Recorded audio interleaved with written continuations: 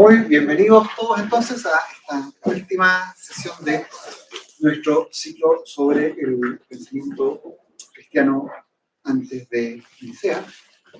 Estamos muy contentos de la fiel asistencia al conjunto de este ciclo y cerramos con un broche de oro con la fe de Nicea y esta sesión está a cargo del profesor Antonio Amado, director del Centro de Estudios Generales de la Universidad y profesor también de nuestro Instituto de Filosofía. Muy bien. Muy buenas tardes. Muchas gracias, Manfred, y a ustedes. Yo quiero hablar un poco, más que un poco, del símbolo de Nicea. ¿Ya? Como esto es la fe de Nicea, que podamos terminar la sesión leyendo el símbolo y comentando un poquito los términos que hay. En todo caso, para llegar a la lectura del símbolo, yo no me voy a dedicar a la historia del concilio, sino el símbolo, la fe de Nicea. ¿De acuerdo? Pero permítanme una pequeña reflexión.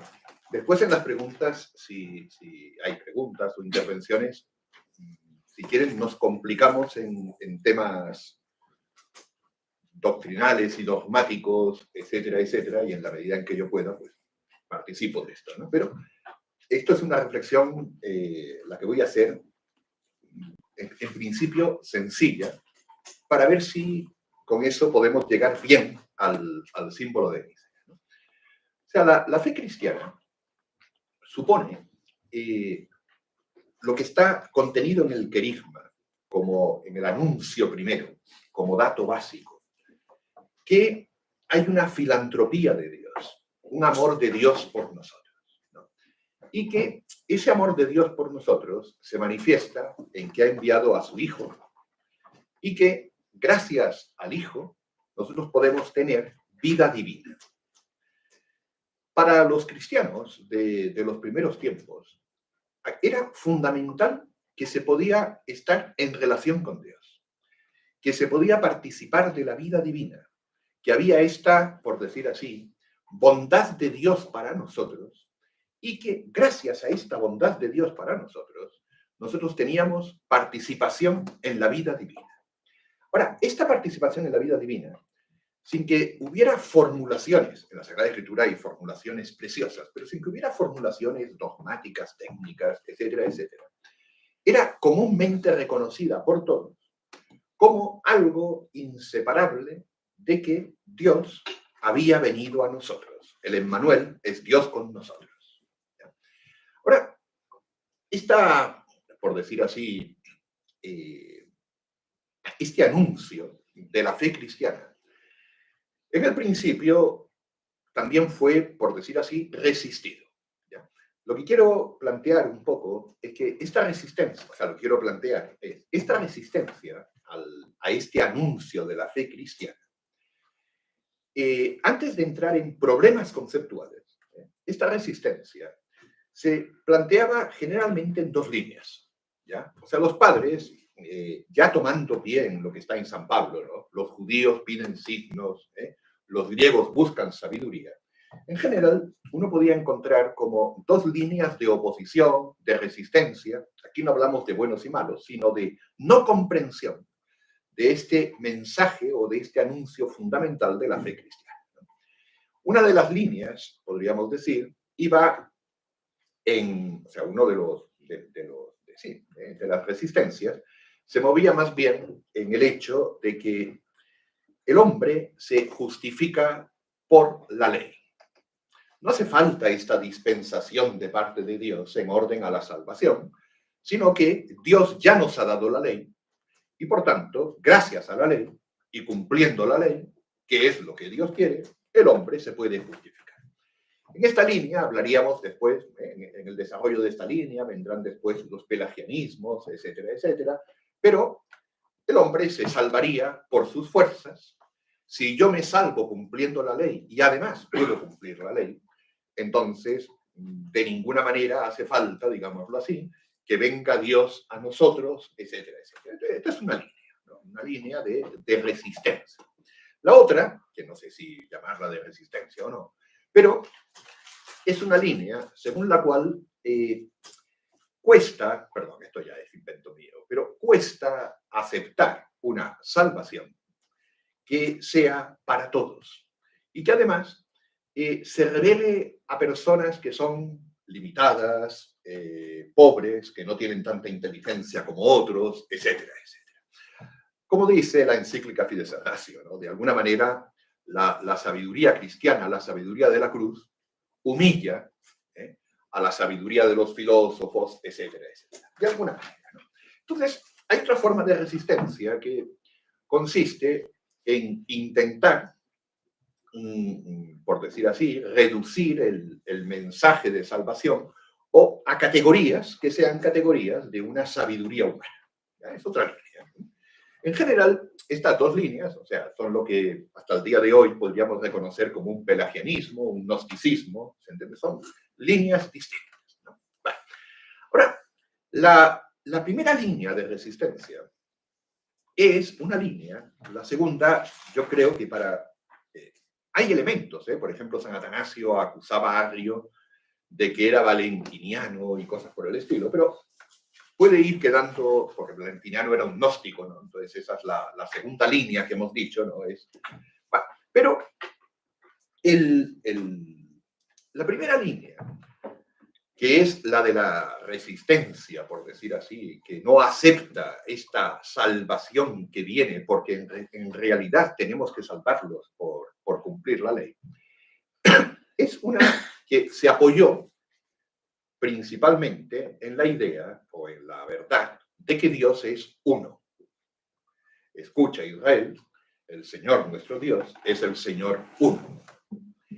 Y entonces, claro, apoyándose en que Dios es uno, se enfrentó a la posibilidad de que hubiera alguien que fuera Dios y que no fuera el Padre. De aquí, de esta idea, apoyándose, es decir, tomando como fuente, como base, ¿no? la idea primera de que la salvación, que Dios que nos salva porque nos dio la ley. Entonces, para resistirse, digámoslo así, o para presentar oposición frente al mensaje cristiano que de alguna manera mostraba, más que de alguna manera, que Dios había venido a nosotros y que este Dios que ha venido a nosotros es el Hijo de Dios, enfatizaba el monoteísmo, pero además diciendo que el único Dios es el Dios Padre. De ahí van a venir un tipo de herejías, un tronco herético, por decirlo así, que es el monarquianismo. Monarcam habemus, ¿se entiende? Monarquianismo. Hay que tener en cuenta que uno, ahora hablando ya dentro de la fe cristiana, uno podría decir, bueno, hay una cierta monarquía divina. El Padre es fuente y origen de toda la divinidad, ¿no? Y en ese sentido, Padre, fuente y origen de toda la divinidad, el Padre es principio del Hijo, etcétera, etcétera, y el Padre tiene una principalidad, es principio del Hijo, y por tanto podríamos decir una monarquía divina perfectamente compatible, por decir así, con una fe cristiana, por lo menos la que va a profesar Nicea. Pero el monarquianismo decía que Dios es uno y además va a insistir que este Dios uno es el Padre. Y entonces este monarquianismo va a tener en general, o sea, se va a distinguir, ahí se van a distinguir como dos grupos en el monarquianismo. Estos dos grupos son en general el monarquianismo que se llama sabeliano y el monarquianismo dinamista. Estas son clasificaciones en general bastante comunes, ¿no? Entonces, el monarquianismo modalista o monarquianismo también se llama sabeliano. Sabeliano fue uno de los más destacados modalistas. Entonces, viene a decir que las personas, Padre, Hijo y Espíritu Santo, son modos de mencionar al único Dios. Modos. No son personas distintas. En Dios solo hay una persona. Y esta persona se llama Padre, en cuanto que es creador, en cuanto es origen de todo. Se puede llamar Hijo, en cuanto Él, el Padre, se hace hombre, ¿ya?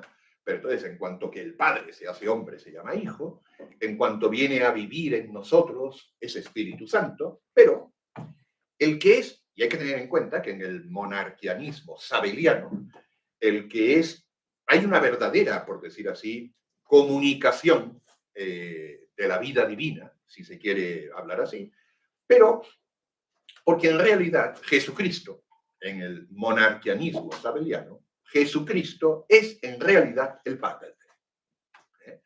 Por eso también recibieron a veces la denominación de patri pasianos, porque el que padece en la cruz es el Padre, porque no hay una persona distinta del Padre que sea el Hijo, sino que el mismo Padre se llama Hijo en cuanto se encarna, pero hay verdadera encarnación. Y precisamente por eso también muere de verdad en la cruz, y quien muere de verdad es el Padre, patri pasianos, ¿de acuerdo?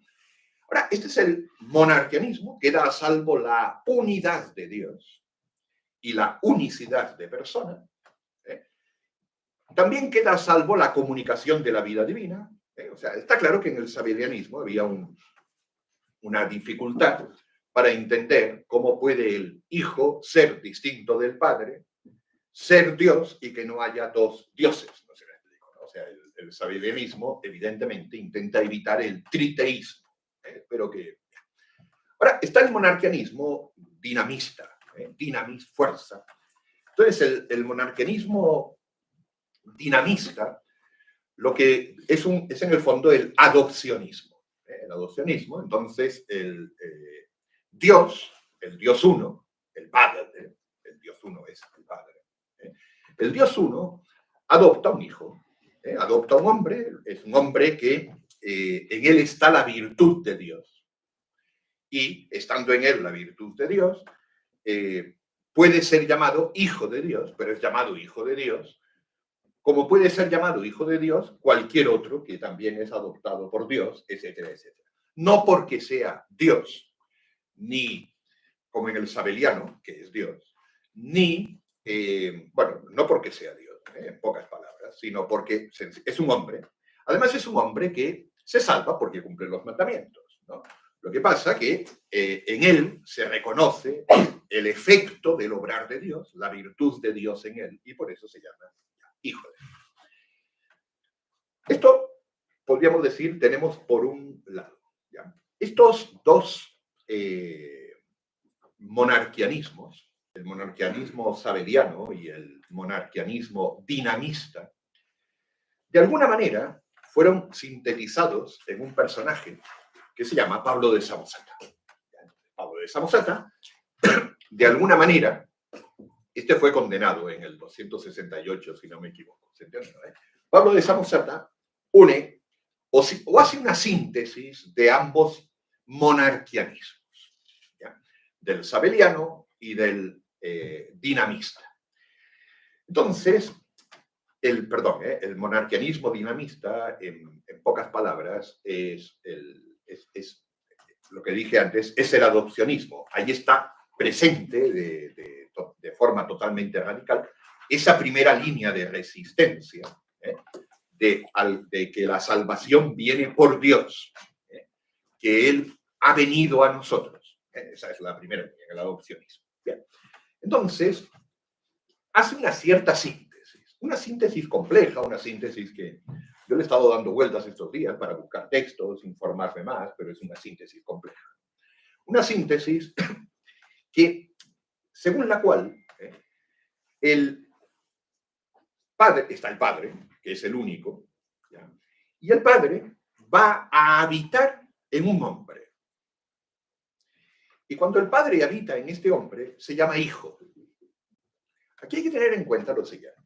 El Padre va a habitar en un hombre que se llama Hijo, pero inhabita en un hombre que se llama Hijo.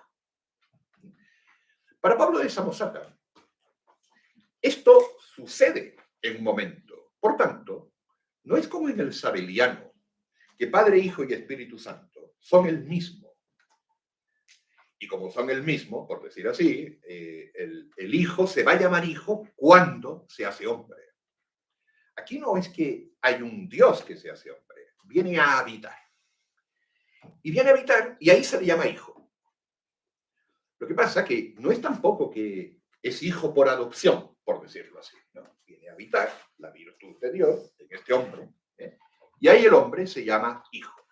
Es interesante porque esto supone, y así lo va a decir Pablo de Samosata, que el hijo no existe de ninguna manera antes de que, el hijo no existe antes, de que como hijo, esto no lo podemos tener antes de que venga a habitar en este hombre que es Cristo.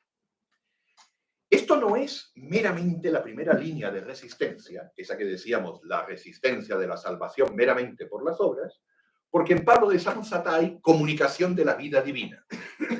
Pero lo que no hay en Pablo de Samosata es que este hombre, Jesús de Nazaret, sea hijo de Dios por naturaleza. ¿De acuerdo? Esto es fundamental. Bien, este es nuestro amigo Pablo de Samosata. Otro mundo, aparte, falta poco para llegar al credo niceno. Otro mundo es el de la especulación de distintos autores, particularmente nuestro amigo Orígenes, etcétera, etcétera. Claro, Orígenes reconoce al Padre, al Hijo y al Espíritu Santo. Reconoce que son hipóstasis distintas. El término hipóstasis. Entonces, el Padre, el Hijo y el Espíritu Santo son distintos. Y además, reconoce que el Padre, el Padre y el Hijo, dejémoslo ahí, reconoce que el Padre y el Hijo son coeternos. Entonces ahí, por decir así, tenemos una persona, aquí no se trata, quizás tenía que haberlo dicho al principio, de empezar a revisar lo que dicen las personas desde definiciones que se hicieron después. Sino que hay que tener en cuenta los esfuerzos que se estaban haciendo para intentar, digámoslo así, penetrar en la revelación de Dios, para ver cómo, podíamos decir así, se nos hacía inteligible en lo que podía ser inteligible, íbamos penetrando en lo que Dios quería comunicarnos. Por eso he querido partir con lo que dije de la comunicación de la vida divina. Porque los primeros cristianos, y en Nicea particularmente, pero incluso en los sínodos que tuvieron lugar antes de Nicea, había gente, si uno lee hoy día lo que dijeron muchos padres de la primitiva iglesia, y dice, oye, pero si esto es herético, y esto también, y esto también, y esto también. Bueno, pero son santos, y ¿se entiende? Porque el problema es que no ponían en duda la comunicación de la vida divina, y no ponían en duda que era Dios quien salvaba. Y esto es fundamental. Donde la cosa se complicaba es cuando esto empezaba a ponerse en duda. Entonces ahí sí. Si de alguna manera se veía que este señor lo que quería decir era que no nos salvaba Dios, o que en realidad el Hijo no es distinto del Padre, o que el Hijo en realidad no es de Dios, entonces se complica. Ahora, ¿cómo se explica? Porque, de hecho, tú tienes los textos de la Sagrada Escritura. Hombre, en principio, por favor, casi por sentido común, casi. Hombre, el Padre es anterior al Hijo, pero parece que el Padre de alguna manera es mayor que el Hijo, casi por sentido común. Entonces, no le es fácil al pensamiento llegar a que el Hijo es igual que el Padre. No es fácil así de... Después, claro, en el principio estaba el verbo era Dios, claro, pero el problema es que la palabra verbo no lleva consigo, como la palabra hijo, la noción de una distinción. Por eso, para muchos de estos personajes, era fácil decir que el verbo se identificaba con Dios. El problema es el hijo. Decir que el verbo, el logos, era sustancialmente el mismo Dios, eso no es tanto problema como decir que el hijo sí que lo era. Porque el hijo es un término que lleva consigo, la palabra hijo significa oposición relativa. Entonces, que el hijo sea el mismo Dios, esto no es fácil para el pensamiento. ¿Se entiende? Entonces, ¿cómo? Pero por otra parte, es el hijo el que ha venido a salvarnos. Bueno, entonces está Orígenes, y Orígenes, uno diría, mire, no se trata de pelear con Orígenes. Además, no está aquí el padre Samuel que hizo esto. Fue mi profesor. Y él lo defendía, yo no. Pero bueno, pero él sabía, yo no. Entonces, el tema es que Orígenes, a la hora de querer mostrar o de hablar del misterio de Dios, distinguía a las tres personas, el Padre y el Hijo eran coeternos, pero establecía una cierta subordinación del Hijo con respecto al Padre. Es el tema del subordinacionismo, ¿no? Pero en Plotino, de ninguna manera, el Hijo era una criatura, de ninguna manera, ¿ya? De hecho, en Orígenes, de vez en cuando, podría uno casi decir que esto tendía entre un triteísmo, que no es verdad, se entiende más o menos, ¿no? Pero como las hipóstasis eran distintas, y muchas veces el lenguaje para precisar esto no es tan sencillo, digámoslo así, ni los términos, entonces, claro, al insistir que las hipóstasis del Padre, del Hijo y del Espíritu Santo son distintas, hipóstasis es como decir personas, ¿no? Cada uno de ellos es distinto, de alguna manera esa distinción no se ve como conciliarla con la unidad. En todo caso, lo que está claro en Orígenes es que parece que hay un cierto subordinacionismo y que al mismo tiempo, no obstante, el Hijo es coeterno con el Padre. Y por tanto, podríamos decir, el Hijo pertenece a la esfera de Dios, es Dios, está en ese orden. Bien. Tenemos esto, tenemos nuestro amigo Pablo de Samosata, tenemos el origenismo. Hay un cierto personaje que he estado intentando indagar, pero la verdad es que no he conseguido tanto, no he conseguido lo que yo quisiera. Pero hay un personaje que es Luciano de Antioquía, mártir. ¿De acuerdo? Hay que tener en cuenta que Luciano de Antioquía es, se pueden seguir rastros históricos, pero Luciano de Antioquía, Arrio se va a presentar como lucianista. ¿De acuerdo? Me parece que está en uno de los textos que les he enseñado, ¿no? Entonces, seguidor de Luciano de Antioquía. Luciano de Antioquía, mártir, por tanto debe ser buena persona, pero supongo, pero Luciano de Antioquía, una de las cosas que hace, distingue, entre otras cosas, entre un logos, que es la misma esencia de Dios, y un logos que tiene principio. Luciano de Antioquía tiene la herencia, por decirte así, origenista y de Pablo de Samosata. Entonces, distingue entre un logos, que es la misma esencia de Dios, como si dijéramos, Dios es razón, ya, ningún problema, ya, es esencial a Dios esto, ¿no? Entre un logos de ese tipo y un logos creado, un logos que tiene principio. Y este logos que tiene principio es el que va a asumir la humanidad de Cristo.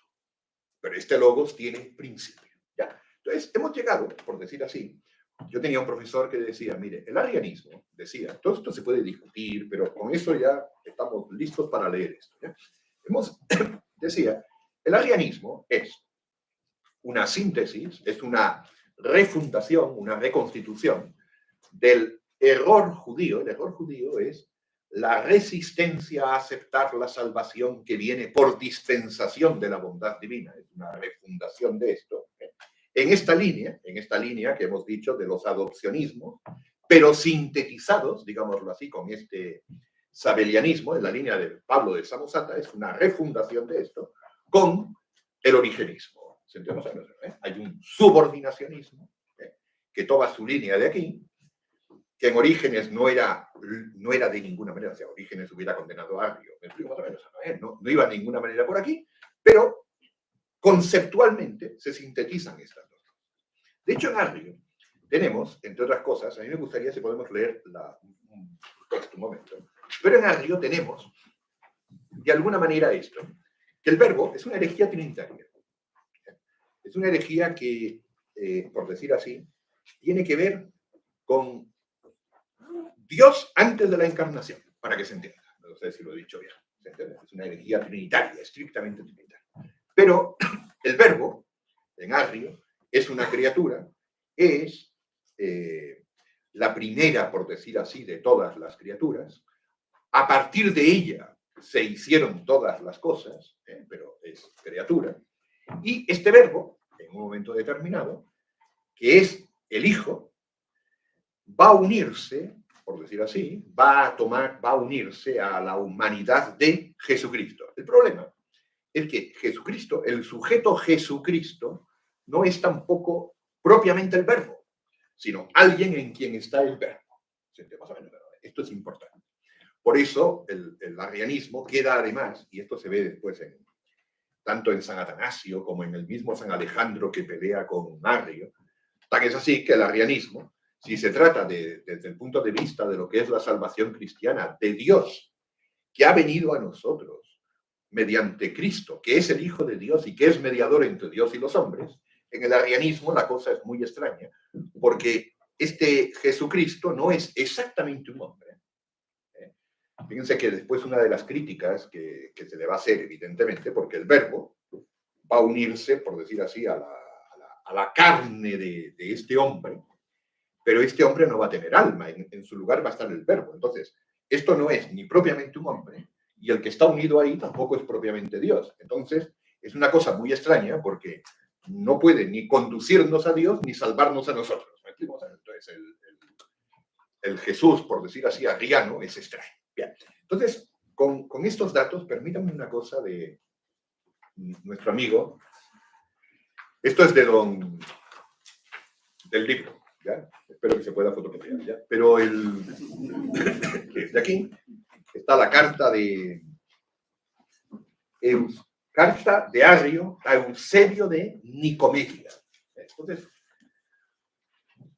pienso, perdón, porque me permiten leer esto un poquito, la otra ya no la voy a leer, pero leamos esto un poco, solamente un poquito, y después pasamos a la fe de Nicea. ¿Les parece? ¿Y qué es lo que sucedió? Sí, quería otra cosa, pero bueno. Dice, Eusebio, rápidamente, ansiado señor, hombre de Dios, fiel y ortodoxo, Arrio, el injustamente perseguido por el Papa San Alejandro, este es San Alejandro de Alejandría, a causa de la verdad que todo lo vence, la cual también tú defiendes. Salud en el Señor. Como mi padre Amonio partía hacia Nicomedia, me pareció razonable y adecuado saludarte por medio de él y a la vez recordar tu innato amor y buena disposición, que a causa de Dios y de su Cristo tienes hacia los hermanos, puesto que el obispo Alejandro nos despoja, nos persigue muy severamente y usa cualquier medio contra nosotros. Parece que Alejandro se portaba mal. Incluso hasta habernos expulsado de la ciudad como hombres sin Dios. Es muy simpático, yo no puedo explicarlo, cómo se inicia la polémica, qué sucede, pero aquí lo que importa es qué dice Arrio. Porque no estamos de acuerdo con él, nos expulsa, porque no estamos de acuerdo con él, que dice en público. Dice en público, esto es lo que dice en público nuestro Alejandro. Siempre Dios, siempre Hijo. El Hijo existe desde siempre y siempre es Dios. Por supuesto que si quisiera decir Alejandro que la esencia de Dios es siempre Hijo, ahí tendríamos un problema. Pero siempre Dios, siempre Hijo. Eternamente el Hijo existe y eternamente el Hijo es Dios. ¿De acuerdo? Siempre Dios, siempre Hijo. Simultáneamente Padre, simultáneamente Hijo. El Padre es eterno, esto es Alejandro. El Padre es eterno, el Hijo es eterno. Por tanto, así, el Padre es Padre con el Hijo es Hijo del Padre. Y esto es desde la eternidad. No hay un comienzo. No es primero el Padre y después el Hijo. No. Dice, el Hijo coexiste con Dios de manera ingénita. Bien, ahí tenemos un problema con la palabra ingénito y también tiene una equivocidad, ¿no? De hecho, el Hijo coexiste con Dios de manera ingénita, generado sin cesar. Para la fe cristiana, por si acaso, no es que el Padre engendró al Hijo como algo que sucedió en un tiempo pasado. Tampoco es que está generándolo sin cesar como si esto fuera un proceso dinámico, sino que Dios es Padre, Hijo y Espíritu Santo. Y el Hijo es eternamente Hijo y siempre es Hijo. Y siempre es procedente del Padre. ¿Se entiende? ¿No? Este es el tema. Entonces, no es generado sin cesar. Esta traducción es muy curiosa. Brote ingénito. Yo no sé pronunciar bien nada, pero aquí viene agennetógenes. Agennetógenes. Claro, esto es engendrado ingénito. Generado ingénito. ¿Me explico más o menos? Claro, lo que pasa es que la palabra ingénito, tú puedes decir, oye, ¿y qué pasa si ingénito significa sin comienzo? Es que aquí están también los temas. Es decir, para Arrio, si es, acuérdense que el problema no es meramente terminológico, hay un problema de otro tipo, pero el problema es que si es engendrado, tiene comienzo. Si tiene comienzo, es creado. Si es engendrado, tiene comienzo. Si tiene comienzo, empieza a existir. Aquí, Alejandro está diciendo ingénito generado, que es como si dijera sin comienzo engendrado. Es engendrado, pero no tiene comienzo. Estas son las palabras. Aquí lo traducen protingénito. Yo no tengo con quién discutir esto, quizás otros saben mejor, ¿se entiende? ¿No? Pero la palabra, hay que tener en cuenta que este problema estaba, ¿no? Es decir, el problema es si es generado. Por eso uno a los alumnos muchas veces en teología les distingue, mira, una cosa es generación en el mundo material, que supone siempre materia preexistente. Otra cosa es creación. Creación es de la nada. Pero es que además el problema es que la palabra generación, cuando se trata de generación de vivientes, lo que significa es comunicación de la naturaleza. Y que la comunicación de la naturaleza tenga que realizarse perdiendo el que engendra algo, porque emite algo, o que la comunicación de la naturaleza tenga que hacerse supuesta una materia preexistente, eso no es de la ratio de la generación. Pero estos son por decir así, aclaraciones conceptuales muy posteriores. Pero aquí en todo caso está una persona cargando con lo que hay que decir, diciendo, mire, es ingénito en el sentido de que no es creado, pero es generado porque es hijo. Y siempre Dios, siempre hijo. Este es Alejandro. Ya. Dice, ni en el pensamiento, fíjense, ni en el pensamiento. Claro, esto es interesante. Ni por un cierto instante Dios precede al hijo. Claro. Porque además podría uno decir, hay un logos, que es ese logos sustancial con Dios. Pero ni en el pensamiento, ni en un instante Dios precede al hijo. Siempre Dios, siempre hijo. El hijo procede de Dios mismo. Para Arrio, el tema de que, por eso Arrio, uno de los motivos por los que se va a oponer a la palabra de Nicea, homoousion, de la misma naturaleza, uno de ellos es que ya había sido rechazada esa palabra en un concilio, dicho sea de paso. Cuando se condena a Pablo de Samosata, se condenó la palabra homoousion, porque, por si acaso, porque el ser de la misma sustancia del Padre se entendía, por decir así, como si hubiera un sustrato material que era comunicado y eso no podía ser. Entonces, por consiguiente, espero que el texto se haya entendido, yo paso rápidamente, y perdonen, porque es un escándalo. Por consiguiente, Eusebio, tu hermano que está en Cesarea, perdón, me salto este pasaje, nosotros, de nuestra parte, ¿qué decimos y qué pensamos? Ha hecho dice, ¿qué hemos aprendido y qué hemos enseñado? Que el Hijo no es ingénito. Tiene comienzo. Si es engendrado, tiene comienzo. Ni en ningún sentido parte del ingénito, porque para Arrio, si hubiera sido generado con generación auténtica, entonces Dios hubiera perdido algo. ¿Se entiende? Piensen que esto es lo que sucede en toda generación en el mundo físico. Es lo que sucede cuando se engendra. ¿De acuerdo? Ya. Dice, ni en ningún sentido parte del ingénito, ni que proviene de un cierto sustrato, sino que por voluntad, palabra, y designio de Dios, voluntad, porque Dios quiso, comenzó a existir antes de los tiempos y antes de los siglos, como pleno Dios unigénito, inalterable. Fíjense que se le llama Dios, que comenzó a existir por voluntad, y antes de haber sido generado o creado, o constituido o establecido, no era, pues no era ingénito. Es decir, solo es cuando por voluntad del Padre comienza a existir, empieza a existir antes de todos los tiempos, pero no era antes de comenzar a existir. Porque no es ingénito. No es ingénito significa no es sin comienzo. Bien. Y se nos persigue porque decimos el Hijo tiene principio, pero Dios es sin principio.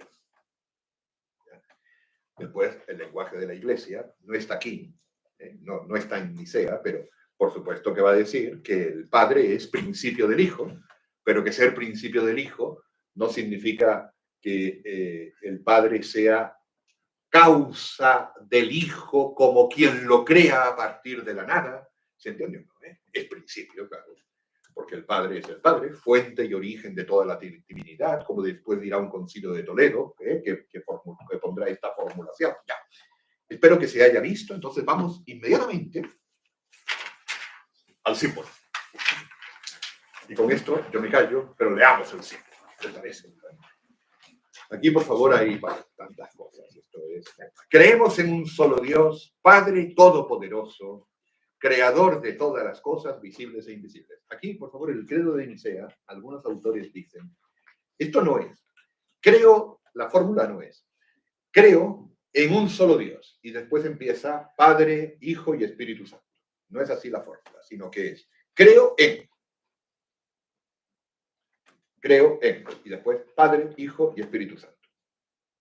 Esto es una formulación de fe trinitaria, para decir que bueno, aquí estamos en Nicea, pero para decir que el Padre y el Hijo son Dios. ¿De acuerdo? Pero no para decir que hay una unidad de esencia y en la unidad de esencia 3 personas. No es exactamente eso, sino que es, creo en Padre, el Padre es Padre del Hijo y el Hijo es Dios como el Padre. Esto es Nicea. ¿Me explico? Creemos en un solo Dios, Padre Todopoderoso, creador de todas las cosas, visibles e invisibles. Y en un solo Señor Jesucristo, el Hijo de Dios, unigénito nacido del Padre. Hasta ahí, todo esto, el Hijo de Dios, unigénito nacido del Padre, si ustedes ven la misma carta a Eusebio de Nicomedia, se lo acepta el Hijo unigénito del Padre. Es decir, esto ya no, de la sustancia del Padre. Esto es el primer momento donde se introduce una palabra, usías, una palabra que ya no está en la Escritura, por decir así, es decir, de la sustancia del Padre. El Hijo es Hijo porque es de la sustancia del Padre. No puede ser hijo de otra manera. ¿Me explico? O sea, el Hijo es Hijo porque el Padre, esto ya es explicación mía, no es, pero el Hijo es Hijo, porque el Padre le comunica su naturaleza divina. Por eso es de la sustancia. Aquí, sustancia es como de la esencia del Padre. No es que le vamos a llamar hijo porque ha sido hecho de la nada. No le vamos a llamar hijo porque, no, es hijo porque es de la sustancia del Padre. ¿Ya? Dios de Dios. Dios que procede de Dios. Dios de Dios. Luz de luz. Verdadero Dios de Dios verdadero. Hay un momento en que Arrio dice, claro, que acepta que es Dios inferior o que es Dios por participación. Es Incluso decir que es Dios de Dios. Esto estaba en el credo que presentó en el sínodo Eusebio de Cesarea, y decir Dios de Dios no era un problema. Lo que era un problema es decir verdadero Dios de verdadero Dios. Porque el término Dios podía entenderlo como un Dios inferior, etcétera, etcétera. No, no. Verdadero Dios de verdadero Dios. Engendrado. Genitum. Engendrado. No creado. No hecho. No es hechura de Dios. Entonces se separan. Fíjense que las afirmaciones son fascinantes, ¿no? Es engendrado. No es hecho, es Dios. ¿Ya? Engendrado, no creado. Entonces, dice, es verdaderamente Dios, procede de la sustancia, es de la sustancia de Dios, verdaderamente Hijo, no creado, ¿ven? Va removiendo, de la misma naturaleza que el Padre. Homoousios, el término fascinante de Nicea, ¿ya? La palabra fundamental, de la misma naturaleza que el Padre. Claro, esto ya es la palabra que, de cualquier manera, resuelve todas las cosas que fueron apareciendo en lo que íbamos mencionando antes, ¿no? Es Dios como el Padre, pero es Hijo, es engendrado, es otro, pero no es otro Dios. De hecho, permítanme un paréntesis un poco más complicado. De hecho, se discutió después de esta fórmula, se discutió, porque tú puedes decir, todos los que estamos aquí somos de la misma naturaleza humana. Claro. Pero no somos la misma naturaleza humana. Somos de la misma naturaleza humana. Pero cada uno tiene su propia subsistencia singular en la naturaleza humana, ¿no? Aquí no se trata de que el Padre, el Hijo y el Espíritu Santo son como tres dioses, cada uno a su modo, pero que tienen en común el ser dioses, no se me explico, ¿no? Sino que son el mismo Dios. Son el mismo Dios. Lo que pasa es que el Padre no es el Hijo. Claro, si tú dices Hijo y dices que es engendrado, ya está la distinción.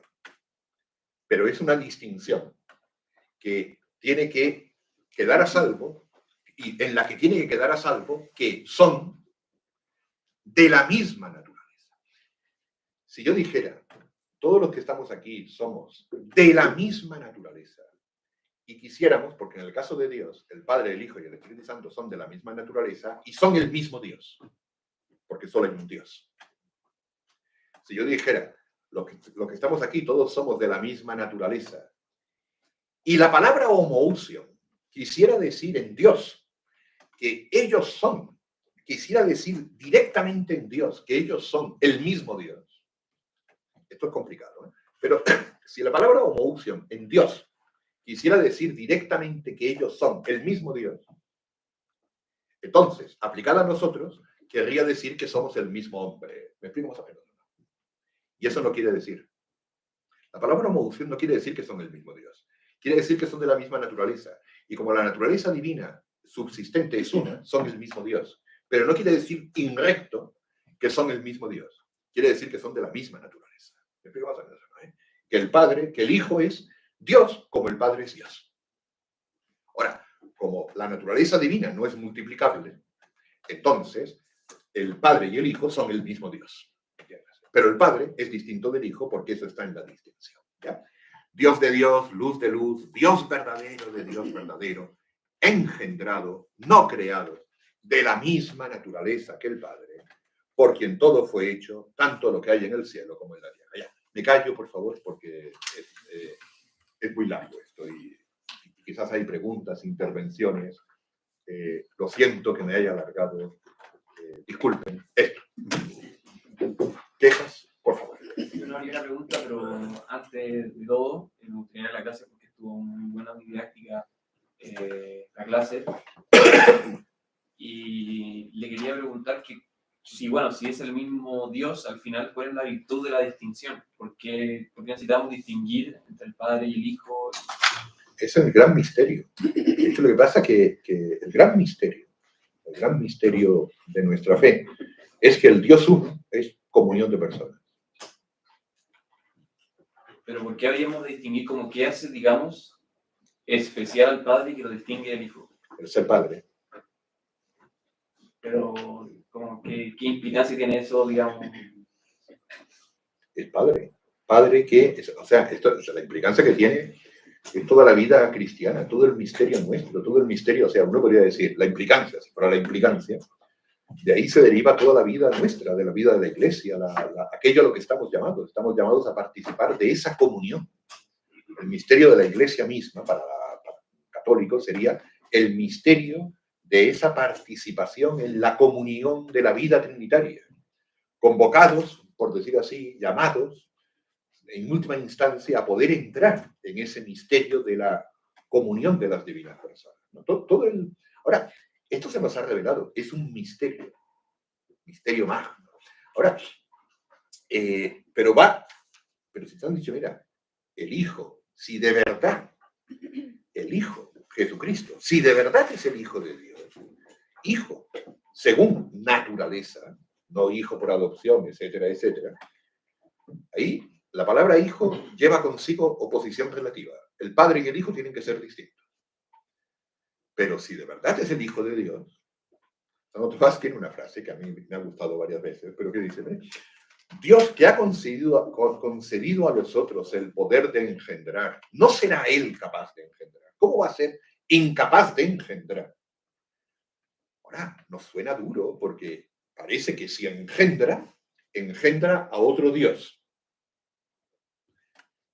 Pero que engendra a otro Dios en una hipóstasis, o sea, que engendra a otro Dios en el sentido de un Dios distinto de él. ¿Me explico? No. ¿Se entiende? ¿No? Engendra un hijo que lo ha engendrado de un modo tan perfecto que es Dios como él. ¿Se entiende? No sé. Y otra pregunta que meterse más o menos en otro berenjenal. Acá ya algo segura, pero ¿se puede ver como alguna especie de luz de la cláusula filioque en el Concilio de Nicea? Yo no sabría meterme en eso en este momento. Yeah. Yo creo que no. Yeah. ¿Se entiende? O sea, porque, de hecho, el filioque llega bastante más tarde. O sea, hay que decir que yo creo que hasta en las iglesias, yo no sé cómo es en este momento, aquí seguro que hay otros que saben, pero yo creo que hasta en las iglesias católicas orientales, en una de esas, en algunas no dicen todavía el filioque. Porque bíblicamente el Espíritu Santo es el procedente del Padre y lo distinguen así. El Hijo es engendrado, el Espíritu Santo el procedente. Muchas gracias. ¿Te parece? O sea, como... Primeramente, muchas gracias por la charla. Y segundo, sé que estamos corto de tiempo, pero del párrafo que no cortó con el tiempo, ¿podría hablarnos de se encarnó? ¿De? Se encarnó. ¿Dónde? Perdón, ¿eh? Desde, pero del credo. Sí. Sí, no, perdón. Claro, que por nosotros los hombres y por nuestra salvación bajó y se encarnó y se hizo hombre, padeció y resucitó y al tercer día y subió a los cielos, vendrá a juzgar a vivos y muertos. Yo no sabría en este momento qué decir aquí, pero lo que importa aquí es el sujeto. Él mismo, porque esto es lo que es importante, él mismo, que es el Hijo eterno, es el mismo que se hizo hombre. Claro, el mismo. No es el mismo que es consustancial al Padre. Es que este es el meollo que habíamos dicho al principio de la participación en la vida divina. El mismo que es eternamente engendrado y que es de la misma naturaleza que el Padre, es el mismo que bajó, que nació de María, que se hizo hombre. Aquí el problema es el sujeto, la identidad, es uno. ¿Se entiende? ¿Sí? ¿Le parece o no? No sé. Antonio, una pregunta sobre el credo, una pregunta de comprensión. La primera línea dice, un solo Dios, creador de todas las cosas, visibles e invisibles, ¿cierto? O eterno. Sí. Y luego de decir la misma naturaleza que el Padre, sí. Dice, es chulo. Dijú, tapanta, geneto. ¿Por quién todo fue hecho? Ahí, el por quién es el Hijo. Sí. es el hijo. Sí, ¿no? sí. No queda tan claro si el sujeto del padre o no. Sí. En el sentido de Sí, sí, sí. Entonces, eso reinterpreta la primera línea, porque en el fondo no es el padre solo el que crea todas las cosas, sino que es el padre por el hijo. Sí. Entonces, ¿cómo es? No, totalmente. Mire, hay o sea, ya sería otro tema. Yo tendría, por lo menos yo, tendría que prepararme más para decir mejor estas cosas. Pero, o sea, algunos autores dicen, esto bastante en la teología católica contemporánea, pero varios autores dicen que lo que hace que Nicea, con esta formulación, hace, por decirlo así, ¿no? El Padre es creador porque es Padre. Este es el tema.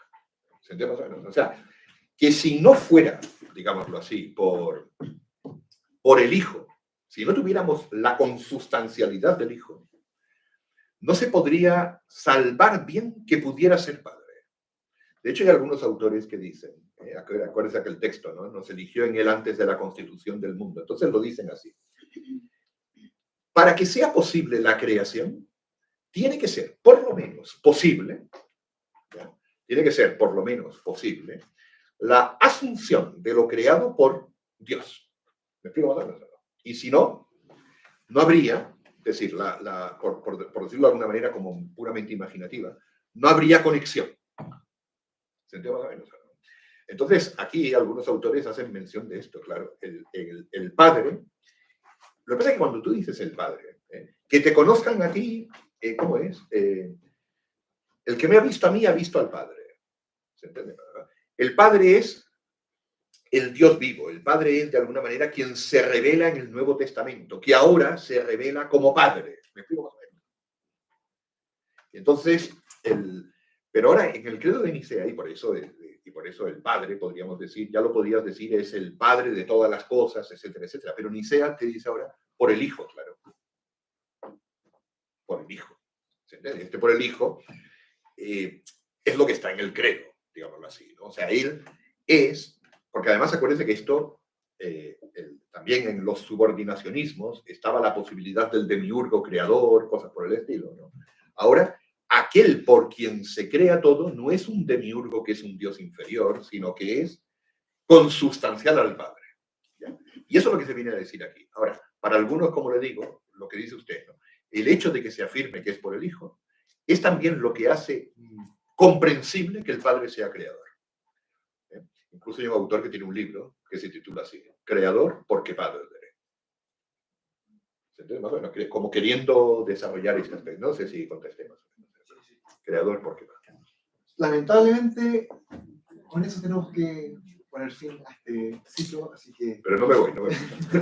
Pueden arrinconarlo, pero... Gracias.